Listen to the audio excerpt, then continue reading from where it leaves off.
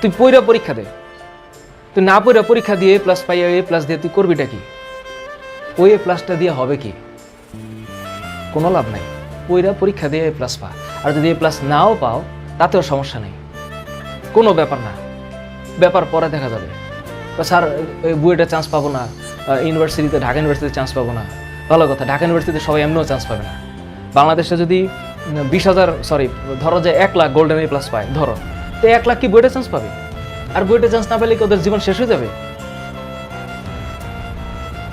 চিল, লাইফটা অনেক বড়, সাকসেসের কোনো ল্যান্ডমার্ক নাই, কোনো ল্যান্ডমার্ক নেই। হ্যাঁ, বুয়েটে চান্স পাইলে জীবনে সাকসেসফুল হওয়ার মানে গতানুগতিক সামাজিক ব্যবস্থায় সাকসেসফুল হওয়ার পসিবিলিটি বেশি।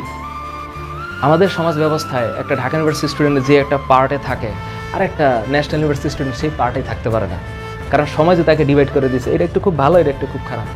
কিন্তু কে জানে ন্যাশনাল ইউনিভার্সিটির ওই ছেলে ঢাকা ইউনিভার্সিটির থেকে বহু গুণে ফাটাই দিতে পারে মারাত্মকভাবে। কোথায় গিয়া কি হয়ে যাবে ঢাকা ইউনিভার্সিটি স্টুডেন্ট টেরও পাইতে না পারে। এখন ঘটনা হচ্ছে আমরাই আসলে এখানে ডিভাইড করে ফেলছি। হ্যাঁ, ইনস্টিটিউশন ম্যাটার। ভালো স্টুডেন্ট ভালো জায়গায় পড়বে, ভালো জায়গায় স্টুডেন্টই ভালো হবে, সত্য কথা। ইনস্টিটিউশন ফ্যাক্টর, কিন্তু ওই স্টুডেন্টই ওই ইনস্টিটিউশনই একমাত্র সলিউশন না, আরও সলিউশন আছে জীবনে।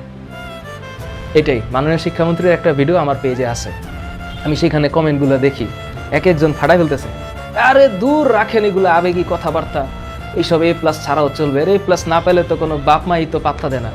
ওইসব বাবা মাই তো আর একটা প্রবলেম, ওইসব বাবা মাই তার একটা প্রবলেম, কারণ এইসব বাবা মা বাচ্চাদেরকে মেন্টাল টর্চার করে। আমি জানি, আমার জীবনে আছে, নিজেই প্রুফ আছে, কিন্তু এগুলো সমস্যা, ডেঞ্জারাস প্রবলেম।